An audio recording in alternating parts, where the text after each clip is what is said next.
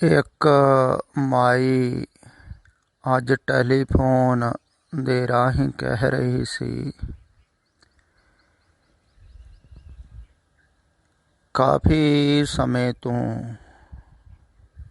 ਸੁਣ ਰਹੀ ਹਾਂ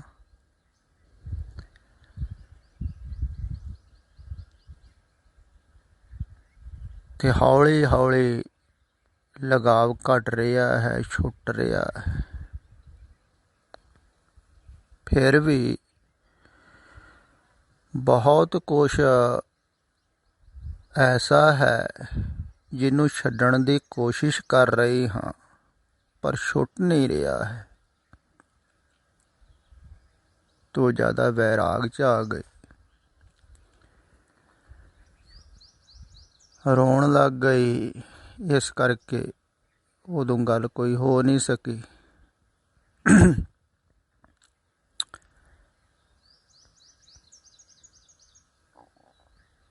ਪਹਿਲੀ ਤਾਂ ਗੱਲ ਇਹ ਹੈ, ਜਿਵੇਂ ਇਹਨੇ ਕਿਹਾ ਹੈ ਨਾ, ਸੁਣ ਸੁਣ ਕੇ ਵੈਰਾਗ ਪੈਦਾ ਹੁੰਦਾ ਹੈ, ਛੱਡਣ ਦਾ ਭਾਵ ਪੈਦਾ ਹੁੰਦਾ।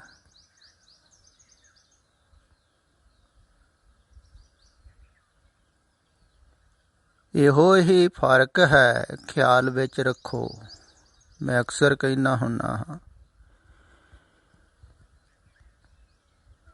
ਵੀ ਬਾਬੇ ਨਾਨਕ ਦੀ ਬਾਣੀ ਜਾਂ ਹੋਰ ਗੁਰੂਆਂ ਪੀਰਾਂ ਪੈਗੰਬਰਾਂ ਦੇ ਉਪਦੇਸ਼ ਲੋਕ ਪੜ੍ਹਦੇ ਹਨ,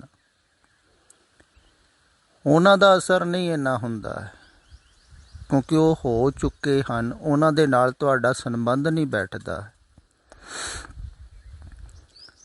ਤੇ ਜਿਹੜਾ ਹੁੰਦਾ ਹੈ ਸਾਹਮਣੇ,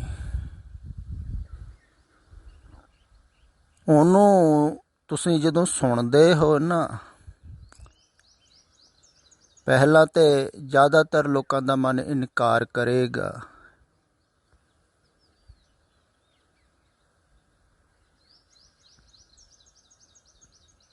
ਵੀ ਐਸਾ ਹੋ ਨਹੀਂ ਸਕਦਾ ਹੈ। ਤਰਕ ਕਰੇਗਾ, ਸਹਿਮਤ ਨਹੀਂ ਹੋਵੇਗਾ, ਕਿਉਂਕਿ ਆਪਣੇ ਵਰਗਾ ਹੀ ਬੰਦਾ ਕੋਈ ਪਰਮ ਪੁਰਖਾਂ ਦੀ ਭਾਸ਼ਾ ਬੋਲਣ ਲੱਗ ਪਿਆ ਤਾਂ ਮਨ ਸਵੀਕਾਰ ਨਹੀਂ ਨਾ ਕਰਦਾ, ਨਹੀਂ ਕਰੇਗਾ। ਤੇ ਜਿਹੜੇ ਮਨ ਦੇ ਅਧੀਨ ਜ਼ਿਆਦਾ ਹੁੰਦੇ ਹਨ, ਸੰਸਾਰ ਦੇ ਨਾਲ ਲਗਾਵ ਜ਼ਿਆਦਾ ਹੁੰਦਾ ਹੈ, ਉਹ ਸੁਣਨੋਂ ਹਟ ਜਾਂਦੇ ਹਨ। ਤੇ ਜਿਨ੍ਹਾਂ ਦਾ ਸੰਸਾਰ ਨਾਲ ਲਗਾਵ ਘੱਟ ਹੁੰਦਾ ਹੈ, ਸੰਸਾਰ ਦੀ ਯਾਤਰਾ ਪੂਰੀ ਕਰ ਚੁੱਕੇ ਹੁੰਦੇ ਹਨ, ਉਹਨਾਂ ਨੂੰ ਗੱਲ ਸਮਝ ਵਿੱਚ ਆਉਣ ਲੱਗ ਜਾਂਦੀ ਹੈ ਵੀ ਬੰਧਨ ਤੇ ਸੰਸਾਰ ਹੀ ਹੈ।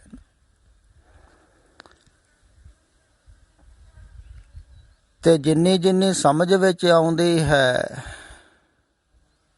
ਓਨੀ ਓਨੀ ਹੀ ਉਹ ਗਹਿਰੇ ਚਲੇ ਜਾਂਦੀ ਹੈ। ਵਿਚਾਰਧਾਰਾ ਜਿਹਨੂੰ ਤੁਸੀਂ ਰੋਜ਼ ਰੋਜ਼ ਸੁਣੋ, ਉਹਦੀ ਚੋਟ ਲੱਗਦੀ ਰਹਿੰਦੀ ਹੈ। ਐਹਰਣ ਮੱਤ ਵੇਦ ਹਥਿਆਰ, ਐਹਰਣ ਤੇ ਚੋਟ ਲੱਗਦੀ ਤੇ ਚਮਕਦੀ, ਇੱਦਾਂ ਚੋਟ ਲੱਗਦੀ ਮੱਤ ਤੇ, ਸਮਝ ਤੇ ਹੋਰ ਗਹਿਰੀ ਹੁੰਦੀ ਤੇ ਖਿਆਲ ਵਿੱਚ ਆਉਣਾ ਸ਼ੁਰੂ ਹੋ ਜਾਂਦਾ ਹੈ। ਵਾਸਤਵਿਕ ਦੇ ਵਿੱਚ ਜੋ ਬਿਮਾਰੀ ਹੈ,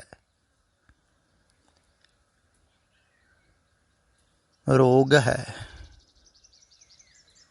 ਵੀ ਰੋਗ ਪੈਦਾ ਹੋ ਰਿਹਾ ਹੈ ਸੰਸਾਰ ਨਾਲ ਜੁੜਨ ਕਰਕੇ, ਜੋੜ ਕਰਕੇ। ਤੇ ਜਿਹਨੂੰ ਇਹ ਪਤਾ ਲੱਗਣ ਲੱਗ ਜਾਂਦਾ ਹੈ, ਉਹ ਸੁਣ ਸੁਣ ਕੇ ਫਿਰ ਛੱਡਣਾ ਸ਼ੁਰੂ ਕਰ ਦਿੰਦਾ ਹੈ, ਆਪਣੇ ਆਪ ਹੀ ਛੁੱਟਣਾ ਸ਼ੁਰੂ ਹੋ ਜਾਂਦਾ ਹੈ।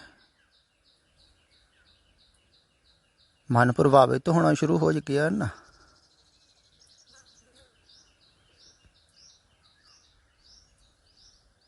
ਤੇ ਬਾਹਰਲਾ ਜਦੋਂ ਛੁੱਟਦਾ ਹੈ, ਮਨ ਛੱਡਦਾ ਹੈ ਜਦੋਂ, ਥੋੜ੍ਹਾ ਥੋੜ੍ਹਾ ਪਿੱਛੇ ਹਟਦਾ, ਉਦੋਂ ਘਬਰਾਹਟ ਬਹੁਤ ਹੁੰਦੀ ਹੈ, ਕਠਿਨਾਈ ਬਹੁਤ ਹੁੰਦੀ ਹੈ। ਕਈ ਡਰਦੇ ਹਨ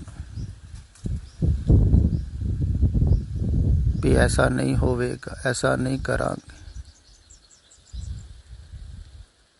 ਕਿਉਂਕਿ ਬਾਹਰ ਦੇ ਜੋੜ ਦੇ ਕਰਕੇ ਹੀ ਆਪਾਂ ਇੱਕ ਹੋਂਦ ਆਪਣੀ ਨਿਰਮਿਤ ਕਰ ਲਈ, ਬਣਾ ਲਈ। ਬਾਹਰ ਦੇ ਜੋੜ ਕਰਕੇ ਤੁਹਾਡੀ ਹੋਂਦ ਬਣੀ ਹੈ ਨਾ, ਆਪਣੀ ਤੁਸੀਂ ਬਣਾਈ ਹੈ। ਤੁਸੀਂ ਪਿਤਾ ਹੋ, ਮਾਤਾ ਹੋ, ਪੁੱਤਰ ਹੋ, ਜਾਤੀ ਹੈ, ਨਾਮ ਹੈ, ਘਰ ਹੈ, ਪਰਿਵਾਰ ਹੈ, ਪ੍ਰੋਪਰਟੀ ਹੈ, ਫਿਰ ਧਰਮ ਹੈ। ਆਪਣੀ ਹੋਂਦ ਬਣਾ ਲਈ, ਧਾਰਮਿਕ ਹਾਂ। ਤੋ ਜਿਹੜੀ ਹੋਂਦ ਨਿਰਮਿਤ ਕੀਤੀ ਹੈ ਤੁਸੀਂ ਆਪਣੀ, ਉਹ ਸੰਸਾਰ ਦੇ ਕਾਰਨ ਹੀ ਨਿਰਮਿਤ ਹੁੰਦੀ ਹੈ।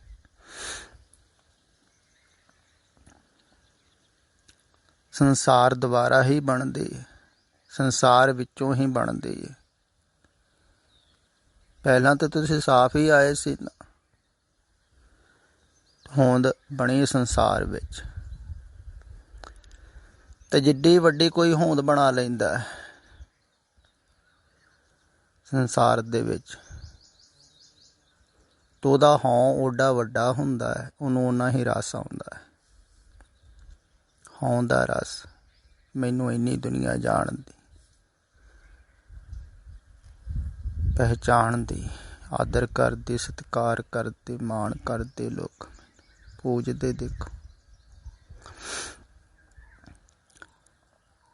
ਤੇ ਜਿਹੜੀ ਹੋਂਦ ਹੈ ਇਹਨੂੰ ਮਿਟਾਉਣਾ ਬਹੁਤ ਕਠਿਨ ਹੈ।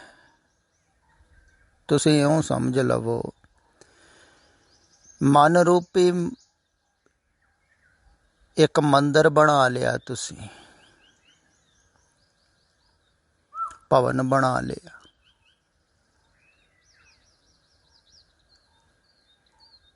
ਤੋ ਭਵਨ ਦੇ ਉੱਪਰ ਇੱਟਾਂ ਜੁੜੀਆਂ ਹੋਈਆਂ ਹਨ ਬਾਹਰ ਜੋੜ ਦੀਆਂ। ਮੇਰਾ ਪਰਿਵਾਰ, ਮੇਰਾ ਘਰ, ਮੇਰੇ ਬੱਚੇ, ਮੇਰੇ ਰਿਸ਼ਤੇਦਾਰ, ਉਹ ਮੇਰਾ ਬਹੁਤ ਕੁਛ ਹੈ। ਭਾਵੇਂ ਤੁਸੀਂ ਕਹੋ ਨਾ, ਪਰ ਅੰਦਰੋਂ ਤੇ ਜੋੜ ਹੈ ਹੀ ਨਾ। ਤੋ ਭਵਨ ਜਿਹੜਾ ਨਿਰਮਿਤ ਹੋਇਆ ਹੈ, ਉਹਦੀਆਂ ਇੱਟਾਂ ਤੁਸੀਂ ਜਦੋਂ ਖਿਸਕਾਉਂਦੇ ਹੋ, ਮੋਹ ਤੋੜਦੇ ਹੋ ਬਾਹਰੋਂ, ਤੋ ਡਾਵਾਂ ਡੋਲ ਹੁੰਦਾ ਹੈ, ਹਿੱਲਦਾ ਹੈ, ਥਰ ਥਰਾਉਂਦਾ ਹੈ, ਤੇ ਆਦਮੀ ਡਰਦਾ ਹੈ। ਲੋਕ ਡਰਦੇ ਹਨ ਜਦੋਂ ਮੋਹ ਟੁੱਟਦਾ ਸੰਸਾਰ ਵੱਲੋਂ। ਖਿਆਲ ਵੀ ਆਵੇ ਨਾ ਵੀ ਸਭ ਕੁਛ ਛੱਡਣਾ ਹੈ, ਤੇ ਡਰ ਲੱਗਦਾ। ਭਵਨ ਡਿੱਗਦਾ ਦਿਖਦਾ ਹੈ ਵੀ ਇਹ ਤੇ ਹੋਂਦ ਹੀ ਨਾ ਰਹਿ ਜੂਗੀ, ਮੇਰਾ ਕੀ ਰਹੂਗਾ, ਸਭ ਕੁਛ ਸਮਾਪਤ ਹੋ ਗਿਆ। ਤੇ ਕਈ ਫਟਾਫਟ ਉਹ ਜਿਹੜੀ ਇੱਟ ਕੱਢੀ ਸੀ ਉਹ ਥੱਲੇ ਲਾ ਦਿੰਦੇ ਹਨ, ਤੇ ਕਈ ਤੇ ਐਸਾ ਵੀ ਕਰਦੇ ਹਨ ਵੀ ਉਹਦੇ ਥੱਲੇ ਹੋਰ ਸਪੋਰਟ ਲਾ ਦਿੰਦੇ ਹਨ ਵੀ ਹਿੱਲੇ ਵੀ ਨਾ। ਇੰਨੇ ਡਰ ਜਾਂਦੇ ਹਨ ਕਈ ਲੋਕ, ਘਬਰਾਹਟ ਪੈਦਾ ਹੁੰਦੀ। ਖਿਆਲ ਕਰੋ। ਤੇ ਸੰਸਾਰ ਵੱਲੋਂ ਧਿਆਨ ਹਟਾਉਣ ਦਾ ਅਰਥ ਹੁੰਦਾ ਹੈ ਹੋਂਦ ਦਾ ਮਿਟਣਾ। ਤੇ ਮਹਿਲ ਤੁਹਾਡਾ ਬਣਿਆ ਹੋਇਆ ਹੈ ਜਿਹੜਾ, ਆਪਣਿਆਂ ਦੀਆਂ ਇੱਟਾਂ, ਆਪਣੇ ਪਨ ਦੀਆਂ ਇੱਟਾਂ ਚਾਰ ਛਪਰੇ ਲੱਗੀਆਂ ਹੋਈਆਂ ਹਨ।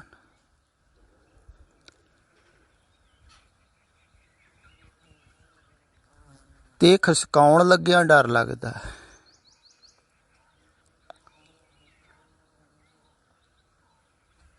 ਬਹੁਤ ਕਠਿਨ ਹੈ। ਇਸੇ ਕਰਕੇ ਕਿਹਾ ਹੈ ਨਾ, ਖੇਲ ਕਠਿਨ ਹੈ ਕਿਨਹੂ ਗੁਰਮੁਖ ਜਾਨ। ਹੁਣ ਜੇ ਖੇਲ ਹੀ ਹੈ ਤੇ ਕਠਿਨ ਕਿਉਂ ਹੈ ਪੁੱਛੇ? ਖੇਲ ਤੇ ਕਠਿਨ ਨਹੀਂ ਹੋਣਾ ਚਾਹੀਦਾ, ਪਰ ਇਹ ਖੇਲ ਕਠਿਨ ਇਸ ਕਰਕੇ ਹੈ ਕਿ ਖੇਲ ਇਹ ਜੂਏ ਵਰਗਾ ਹੈ। ਜਿਵੇਂ ਜੁਆਰੀ ਸਾਰਾ ਕੁਛ ਹੀ ਆਪਣਾ ਦਾਅ 'ਤੇ ਲਾ ਦਿੰਦਾ ਹੈ ਨਾ, ਦੂਸਰੇ ਪਾਸੇ ਤੂੰ ਡਬਲ ਮਿਲਣ ਦੀ ਚਾਹਤ ਨਾਲ ਕਈ ਐਸੇ ਜੁਆਰੀ ਹੁੰਦੇ ਹਨ, ਸਭ ਕੁਝ ਹੀ ਦਾਅ 'ਤੇ ਲਾ ਦਿੰਦੇ ਹਨ।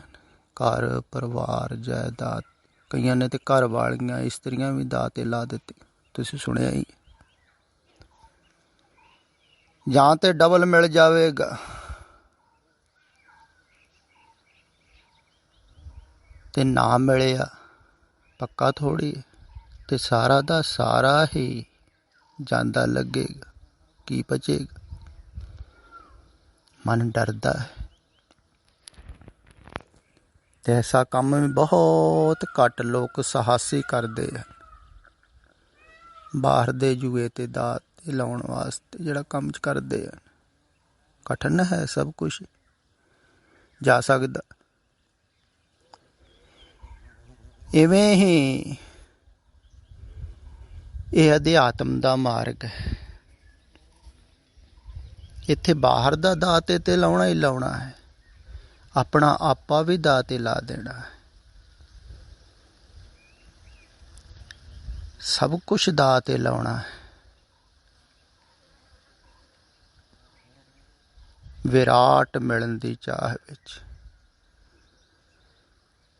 ਬੰਧਨਾਂ ਨੂੰ ਦਾਅ 'ਤੇ ਲਾ ਦੇਣਾ ਹੈ, ਮੁਕਤੀ ਦੀ ਚਾਹ ਵਿੱਚ, ਸੁਤੰਤਰਤਾ ਦੀ ਚਾਹ ਵਿੱਚ।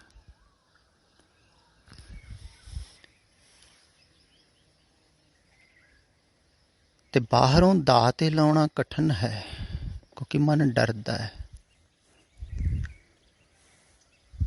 ਅਗਲਾ ਤੇ ਦੇਖਿਆ ਨਹੀਂ ਹੈ ਵੀ ਇਹ ਨਾ ਹੋਵੇ ਵੀ ਇਹ ਵੀ ਭਵਨ ਅਸੀਂ ਢਾਹ ਦੇਈਏ ਸਾਰਾ, ਤੇ ਅਸੀਂ ਤੇ ਗਏ ਫਿਰ ਤੇ ਅਗਲਾ ਨਾ ਮਿਲੇ।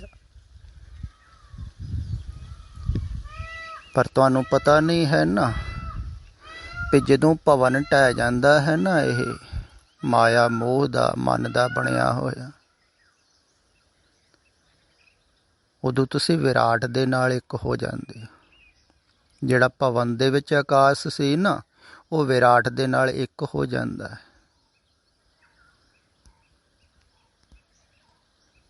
ਮਹਾਂ ਆਕਾਸ਼ ਦੇ ਵਿੱਚ ਵਿਲੀਨ ਹੋ ਜਾਂਦਾ ਹੈ। ਘਟਾ ਆਕਾਸ਼, ਕਮਰੇ ਦਾ ਆਕਾਸ਼ ਜਦੋਂ ਮਿਟ ਗਿਆ, ਮਹਿਲ ਡਿੱਗ ਪਿਆ।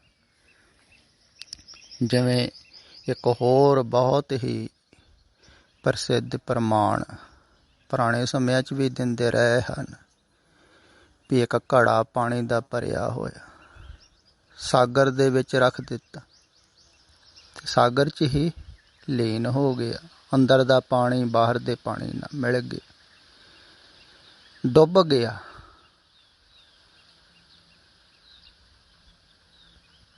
ਡੁੱਬਣਾ ਕਠਿਨ ਹੈ।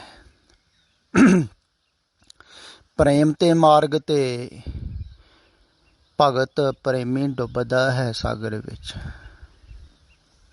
ਆਪਣੀ ਮਟਕੀ ਨੂੰ ਸਾਗਰ ਦੇ ਵਿੱਚ ਵਿਲੀਨ ਕਰ ਦਿੰਦਾ ਹੈ। ਪਰ ਕਠਿਨ ਹੈ, ਕਿਉਂਕਿ ਆਪਣੀ ਹੋਂਦ ਮਿਟਾਉਣੀ ਹੈ, ਕੁਛ ਵੀ ਨਹੀਂ ਰਹਿਣਾ ਹੈ। ਤੇ ਜਿਹੜਾ ਗਿਆਨ ਦੇ ਮਾਰਗ ਤੇ, ਧਿਆਨ ਦੇ ਯੋਗ ਦੇ ਮਾਰਗ ਤੇ ਜਾਣ ਵਾਲਾ ਹੈ, ਉਹ ਆਪਣੇ ਮੰਦਰ ਦੀਆਂ ਇੱਟਾਂ ਨੂੰ ਖਿਸਕਾਉਂਦਾ ਹੈ, ਆਪਣੇ ਭਵਨ ਨੂੰ ਡੇਗਦਾ ਹੈ, ਜੋ ਆਪਣੇ ਆਪ ਹੀ ਬਣਾਇਆ ਹੋਇਆ ਸੀ। ਆਪ ਹੀ ਬਣਾਇਆ ਤੁਸੀਂ ਮਨ ਰੂਪੀ ਭਵਨ, ਤੇ ਆਪੇ ਹੀ ਢਾਉਣਾ ਹੈ।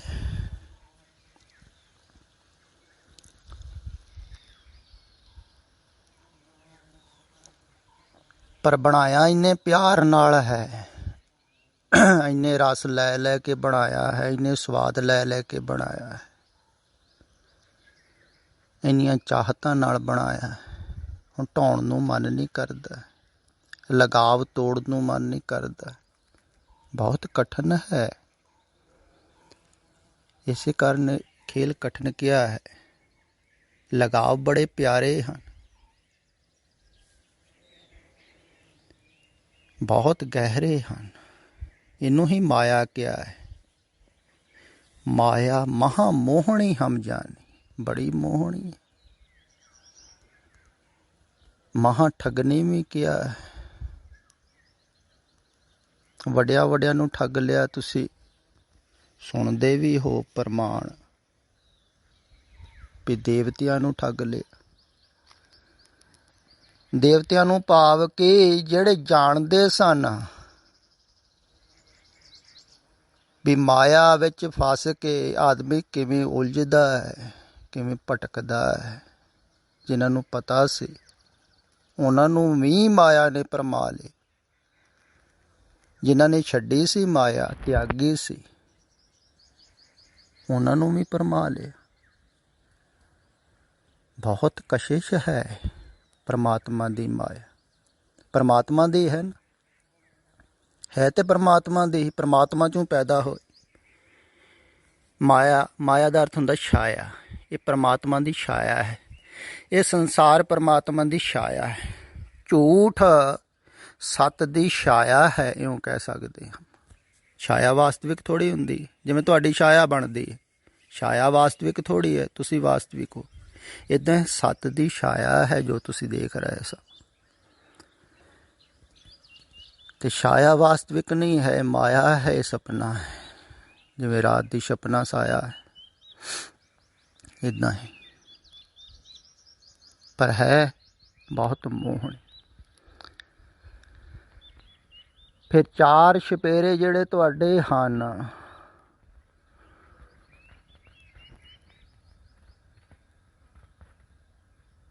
ਉਹ ਵੀ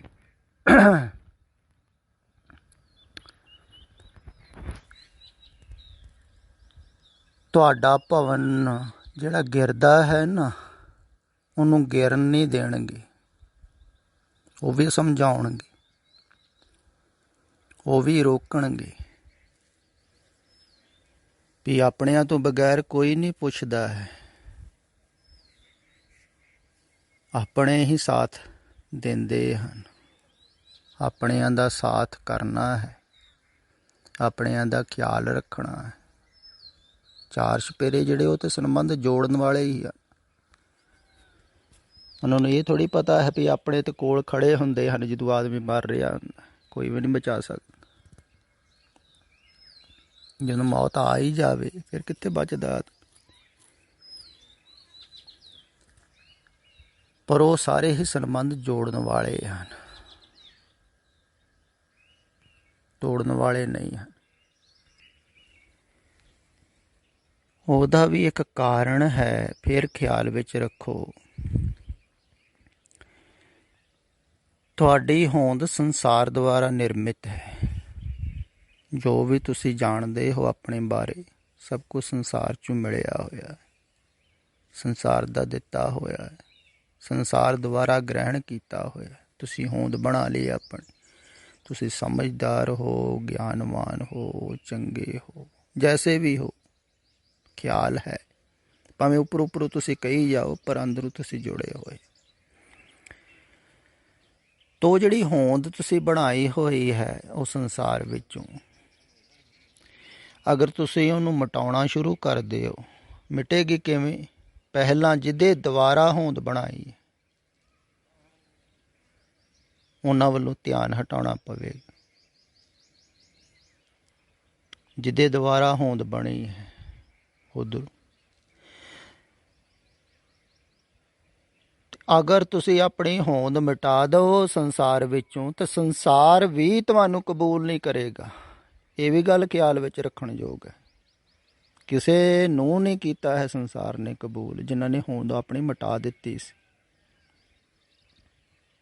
ਭਗਤਾਂ ਤੇ ਸਹਿਸਾਰੀਆਂ ਜੋੜ ਕਦੇ ਨਾ ਆ ਨਹੀਂ ਸਕਦਾ, ਕਿਉਂਕਿ ਸੰਸਾਰ ਦੇ ਵਿੱਚ ਜਿਹਦੀ ਜ਼ਿਆਦਾ ਵਧੀਆ ਬਾਹਰੋਂ ਹੋਂਦ ਪ੍ਰਗਟ ਹੋਵੇ ਨਾ, ਉਹਦਾ ਹੀ ਸਤਿਕਾਰ ਕਰਦੇ ਹਨ ਸੰਸਾਰੀ ਲੋਕ।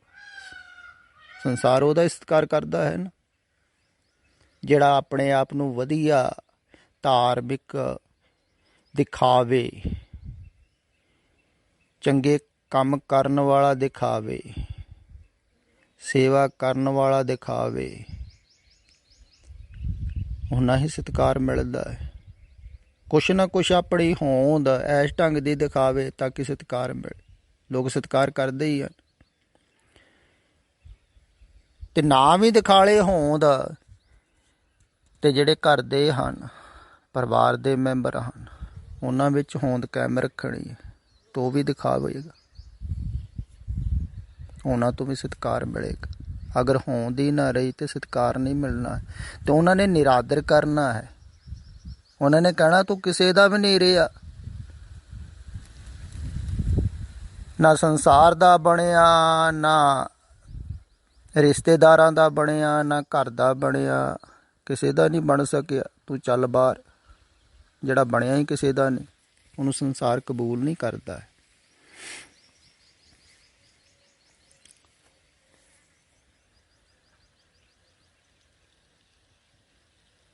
ਇਸੇ ਕਰਕੇ ਹੀ ਆਦਮੀ ਆਪਣੀ ਹੋਂਦ ਸੰਸਾਰ ਵਿੱਚੋਂ ਗਵਾਉਂਦਾ ਨਹੀਂ ਹੈ,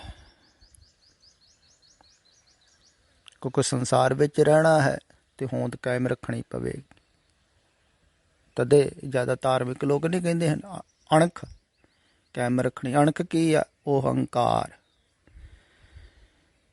ਜੇ ਨਾ ਕਾਇਮ ਰੱਖਿਆ ਤਾਂ ਤੁਸੀਂ ਗਏ, ਤੁਹਾਨੂੰ ਕਾਇਮ ਰੱਖਣਾ ਹੈ, ਆਪਣੀ ਹੋਂਦ ਨੂੰ ਕਾਇਮ ਰੱਖਣਾ। ਤੇ ਹਰ ਧਰਮ ਦੇ ਲੋਕ ਜਿਹੜੇ ਵੀ ਧਰਮ ਦੇ ਵਿੱਚ ਹਨ, ਉਸ ਧਰਮ ਦੇ ਵਿੱਚ ਆਪਣੇ ਆਪ ਨੂੰ ਕਾਇਮ ਰੱਖਦੇ ਹਨ, ਤਾਂ ਹੀ ਇਹ ਬਾਹਰਲਾ ਧਰਮ ਬਚਿਆ ਰਹਿੰਦਾ। ਹੋਂਦ ਕਾਇਮ ਰੱਖਦੇ ਹਨ ਬਾਹਰ। ਤੇ ਜਦੋਂ ਤੁਸੀਂ ਆਪਣੀ ਹੋਂਦ ਹੀ ਗਵਾ ਦਿਓਗੇ, ਨਾ ਤੁਸੀਂ ਪਿਤਾ ਰਹੇ, ਨਾ ਤੁਸੀਂ ਮਾਤਾ ਰਹੇ, ਨਾ ਤੁਸੀਂ ਭਰਾ ਰਹੇ, ਨਾ ਤੁਸੀਂ ਭੈਣ ਰਹੇ, ਨਾ ਤੁਸੀਂ ਦੋਸਤ ਰਹੇ, ਨਾ ਮਿੱਤਰ ਰਹੇ, ਨਾ ਧਾਰਮਿਕ ਰਹੇ, ਨਾ ਆਪਣੇ ਰਹੇ, ਨਾ ਪਰਾਏ ਰਹੇ, ਫਿਰ ਤੁਹਾਨੂੰ ਕੌਣ ਰੱਖੂਗਾ? ਤੇ ਸੰਸਾਰ ਕੌਣ ਰੱਖੂਗਾ?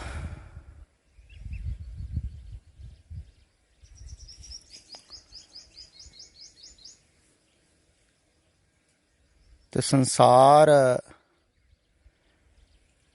ਨੂੰ ਛੱਡਣੋਂ ਇਸੇ ਕਰਕੇ ਹੀ ਆਦਮੀ ਡਰਦਾ ਹੈ।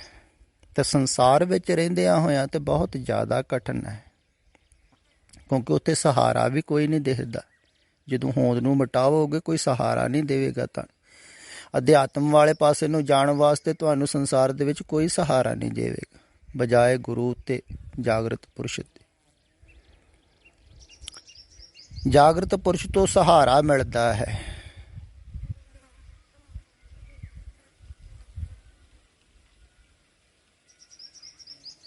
ਤੋ ਸਹਾਰਾ ਦਿੰਦਾ ਹੈ ਵੀ ਘਬਰਾਓ ਨਾ। ਤੁਸੀਂ ਹਾਂ ਛੱਡੋਗੇ ਨਾ ਝੂਠ, ਸ਼ੂਦਰ ਛੱਡੋਗੇ ਤੇ ਇੱਧਰ ਵਿਰਾਟ ਖੜਾ ਹੈ, ਉਤਰਵਾਸਾ ਦਿੰਦਾ ਹੈ। ਉਹ ਕਹਿੰਦਾ ਹੈ ਘਬਰਾਓ ਨਹੀਂ, ਹਿੰਮਤ ਕਰੋ, ਹੌਸਲਾ ਕਰੋ। ਇਹ ਸ਼ੂਦਰ ਦੇ ਬਦਲੇ ਵਿਰਾਟ ਮਿਲੇਗਾ ਤੁਹਾਨੂੰ, ਇਹ ਕੌਡੀਆਂ ਦੇ ਬਦਲੇ ਹੀਰਾ ਮਿਲੇਗਾ। ਹਾਂ, ਪਹਿਲਾਂ ਕੌਡੀਆਂ ਵੱਲੋਂ ਧਿਆਨ ਹਟਾਓ,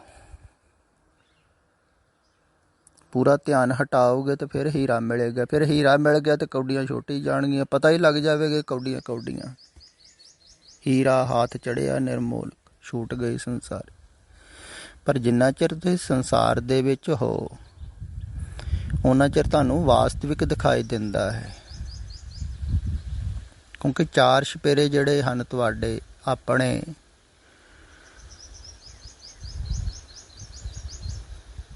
ਉਹ ਵੀ ਆਪਣੇ ਵੱਲ ਨੂੰ ਖਿੱਚਦੇ ਹਨ, ਸਾਰੇ ਤੁਹਾਡਾ ਧਿਆਨ ਆਕਰਸ਼ਿਤ ਕਰਦੇ। ਮਾਇਆ ਚਾਰ ਛਪੇਰੇ ਖਿੱਚਦੀ ਹੈ।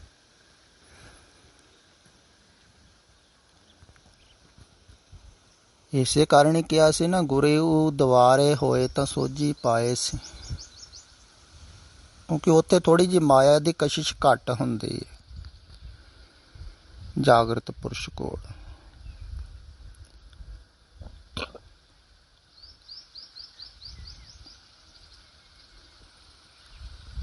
ਤਾਂ ਉੱਥੇ ਜਾਗਣਾ ਸਿਖਾਲਾ ਹੁੰਦਾ ਹੈ ਜਾਗੇ ਹੋਏ ਕੋਲ। ਜਿਹੜੇ ਸੁੱਤੇ ਹੋਏ ਹਨ ਉਹ ਤੇ ਸੁਪਨੇ ਦੇ ਵਿੱਚ ਸਵਾਉਣਗੇ ਹੀ ਨਾ। ਉਹ ਕਹਿੰਦੇ ਆ ਅਸੀਂ ਸੋਹਣੇ ਸੋਹਣੇ ਸੁਪਨੇ ਦੇਖ ਰਹੇ ਆ, ਵਿਦੇਸ਼ ਜਾਣ ਦੇ, ਕਈ ਕੁਛ ਬਣਨ ਦੇ। ਤੁਸੀਂ ਵੀ ਦੇਖੋ,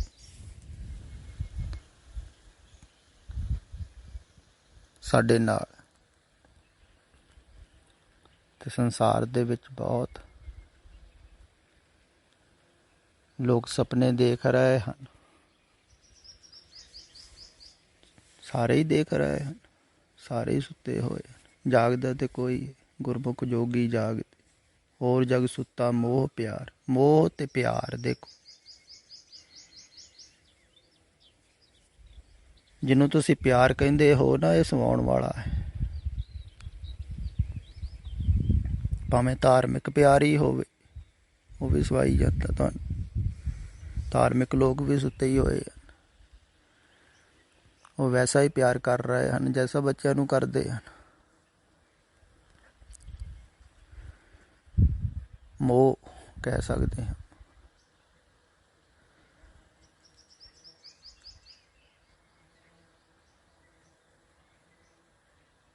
ਤੇ ਇਹ ਜਿਹੜਾ ਪਿਆਰ ਹੈ ਨਾ, ਇਹ ਪ੍ਰੀਤ ਹੈ। ਜਗਤ ਮੇਂ ਝੂਠੀ ਦੇਖੀ ਪ੍ਰੀਤ, ਝੂਠੀ ਪ੍ਰੀਤ ਇਹ ਸਵਾਉਂਦੀ ਹੈ, ਸੰਸਾਰ ਦੇ ਨਾਲ ਜੋੜਦੀ ਹੈ।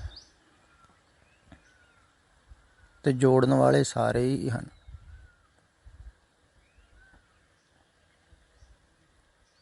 ਤੇ ਬਹੁਤ ਕਠਿਨ ਹੈ, ਫਿਰ ਵੀ ਅਸੰਭਵ ਨਹੀਂ ਹੈ। ਦੇਖੋ, ਤੁਸੀਂ ਸੁਣਦੇ ਹੀ ਹੋ ਵੀ ਕਿੰਨਾ ਕਿੰਨਾ ਸਮਾਂ ਤਪੱਸਵੀਆਂ ਨੇ ਤਪ ਕੀਤਾ ਮਾਇਆ ਤੋਂ ਛੁਟਕਾਰਾ ਪਾਉਣ ਵਾਸਤੇ।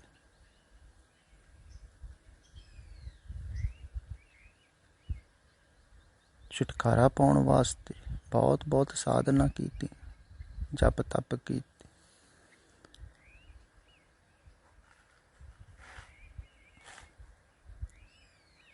ਸਰੀਰ ਸੁਕਾ ਦਿੱਤੇ, ਕਿੰਨੀਆਂ ਕਠਿਨ ਸਾਧਨਾਵਾਂ ਕੀਤੀ ਮਾਇਆ ਤੋਂ ਛੁਟਕਾਰਾ ਪਾਉਣ ਵਾਸਤੇ। ਕਠਿਨ ਸੀ ਛੁਟਕਾਰਾ ਪਾਉਣਾ, ਤਾਂ ਹੀ ਐਸਾ ਹੋਇਆ ਨਾ, ਸਿਖਾਲਾ ਨਹੀਂ ਹੈ। ਤੇ ਕਠਿਨ ਕੰਮ ਤੇ ਕਠਿਨ ਹੈ, ਖੇਲ ਤੇ ਕਠਿਨ ਹੈ। ਇਸੇ ਕਾਰਨ ਕਿਹਾ ਜਾਂਦਾ ਹੈ ਨਾ ਵੀ ਤੁਹਾਡੇ ਕੋਲ ਨਹੀਂ ਹੋਣਾ ਹੈ।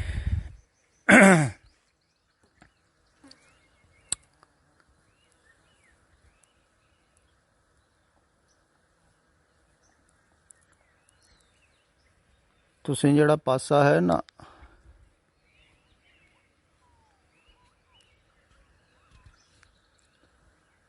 ਉਹ ਆਪ ਨਾ ਢਾਲੋ, ਛੱਡ ਦਿਓ।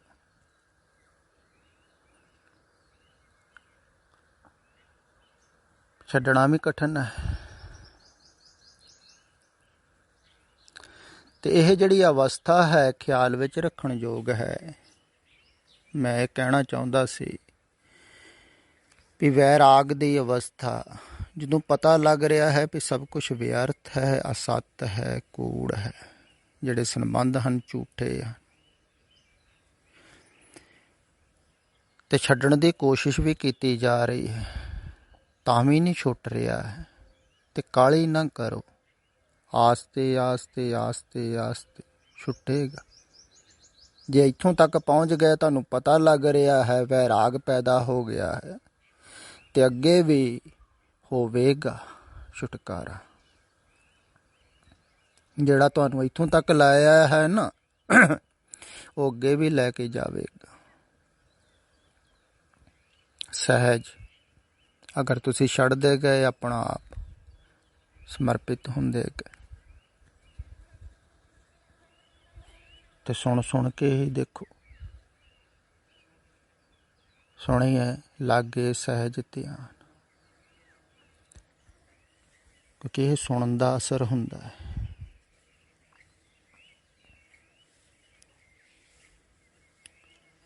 ਜਿਹੜਾ ਕਹਿ ਰਿਹਾ ਹੈ, ਸਿਰਫ ਪੜ੍ਹ ਕੇ ਨਹੀਂ ਕਹਿ ਰਿਹਾ ਹੈ, ਜਾਣ ਕੇ ਕਹਿ ਰਿਹਾ ਹੈ। ਇਸ ਕਰਕੇ ਤੁਹਾਨੂੰ ਵੀ ਖਿਆਲ ਵਿੱਚ ਆਉਂਦਾ ਹੈ ਵੀ ਐਸਾ ਹੈ। ਅਗਰ ਤੁਸੀਂ ਪੂਰੀ ਭਾਵਨਾ ਨਾਲ ਸੁਣਦੇ ਹੋ ਤੇ ਉਹਦਾ ਅਸਰ ਹੋਵੇਗਾ, ਹੌਲੀ ਹੌਲੀ ਹੋਵੇਗਾ, ਸਮਾਂ ਲੱਗੇਗਾ। ਖਿਆਲ ਵਿੱਚ ਰੱਖੋ, ਕਿਉਂਕਿ ਇਹ ਲਗਾਵ ਇੱਕਦਮ ਥੋੜ੍ਹੀ ਲੱਗ ਗਿਆ ਹੈ ਤੁਹਾਡਾ ਸੰਸਾਰ ਨਾਲ। ਬਹੁਤ ਸਮਾਂ ਲੱਗਾ, ਆਸਤੇ ਆਸਤੇ ਤੁਸੀਂ ਆਪਣੇ ਅੰਦਰ ਸਾਰਿਆਂ ਨੂੰ ਵਸਾਇਆ ਹੋਇਆ, ਤਾਂ ਉਹਨਾਂ ਨੂੰ ਅੰਦਰੋਂ ਕੱਢਣਾ ਹੈ। ਅੰਦਰ ਦਾ ਮਹਿਲ ਸਾਰਾ ਢਾਹ ਕੇ ਬਾਹਰ ਕੱਢਣਾ ਹੈ, ਅੰਦਰ ਦੀ ਸਫਾਈ ਕਰਨੀ, ਖਾਲਸ ਹੋਣਾ। ਸੰਸਾਰ ਅੰਦਰ ਵਸ ਗਿਆ ਨਾ, ਮਹਿਲ ਅੰਦਰ ਬਣਾ ਲਿਆ ਨਾ ਤੁਸੀਂ ਆਪਣਿਆਂ ਦਾ। ਮੈਂ ਇੱਟਾਂ ਜੋੜ ਜੋੜ ਤੇ ਹੌਲੀ ਹੌਲੀ ਖਿਸਕਾਓ, ਡਰੋ ਨਾ ਵੀ ਟੈ ਢੇਰੀ ਹੋ ਜਾਊਗਾ ਤੇ ਕੀ ਹੋਊਗਾ। ਕੁਛ ਨਹੀਂ ਹੋਣਾ ਹੈ। ਜੋ ਝੂਠ ਦਾ ਮਹਿਲ ਹੈ ਨਾ, ਇਹ ਟੈਰੀ ਢੇਰੀ ਹੋ ਗਿਆ ਨਾ, ਕੁਛ ਨਹੀਂ ਵਿਗੜਨਾ ਹੈ। ਇਹ ਝੂਠ ਦਾ ਮਹਿਲ, ਮਨ ਝੂਠ ਹੈ, ਕਿਉਂਕਿ ਝੂਠ ਦੁਆਰਾ ਪੈਦਾ ਹੋਇਆ ਹੈ। ਸੰਸਾਰ ਦੁਆਰਾ ਪੈਦਾ ਹੋ ਰਹੀ ਜਿਹੜੀ ਚੀਜ਼, ਜਗ ਰਚਨਾ ਸਭ ਝੂਠ ਹੈ। ਜਦੋਂ ਜਗ ਰਚਨਾ ਹੀ ਝੂਠ ਹੈ ਤਾਂ ਉਹਦੇ ਦੁਆਰਾ ਜਿਹੜਾ ਪੈਦਾ ਹੋ ਰਿਹਾ ਉਹ ਕਿਵੇਂ ਸੱਤ ਹੋਊ?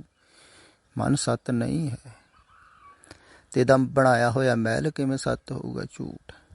ਇਹਨੂੰ ਹੀ ਕਿਹਾ ਨਾ ਬਾਬੇ ਨਾਨਕ ਨੇ ਕਿ ਕੂੜ ਹੈ ਟੁੱਟੇ ਪਾਲ, ਕੂੜ ਦੀ ਪਾਲ, ਕੂੜ ਦਾ ਮਹਿਲ, ਝੂਠ ਦਾ ਦੀਵਾਰ, ਚਾਰ ਛਪੇਰੇ ਉਸਾਰ ਲਈ ਤੁਸੀਂ, ਉਹਦੇ ਵਿੱਚ ਕੈਦ ਹੋ ਗਏ। ਤੋ ਦੀਵਾਰ ਨੂੰ ਤੋੜਨਾ ਹੈ, ਹੌਲੀ ਹੌਲੀ ਤੋੜੋ, ਖਿਆਲ ਰੱਖੋ, ਟੁੱਟੇਗੀ ਜ਼ਰੂਰ, ਹੌਸਲਾ ਨਾ ਹਾਰੋ। ਪ੍ਰਭੂ ਤੇ ਪਰਮਾਤਮਾ ਤੇ ਵਿਸ਼ਵਾਸ ਰੱਖੋ, ਸ਼ਰਧਾ ਰੱਖੋ। ਜਿਹੜਾ ਇੱਥੋਂ ਤੱਕ ਲੈ ਆਇਆ ਹੈ ਤੁਹਾਨੂੰ ਅੱਗੇ ਵੀ ਬਾਂਹ ਫੜ ਕੇ ਲੈ ਕੇ ਜ਼ਰੂਰ ਜਾਵੇਗਾ। ਬਾਹਾਂ ਪਕੜ ਕਰ ਲੀਨੇ ਆਪਣੇ ਗ੍ਰਹਿ ਅੰਧਕੂਪ ਤੇ ਮਾਇਆ, ਉਹ ਕੱਢ ਲੈਂਦਾ ਹੈ ਅਗਰ ਤੁਸੀਂ ਨਿਕਲਣਾ ਚਾਹੋ।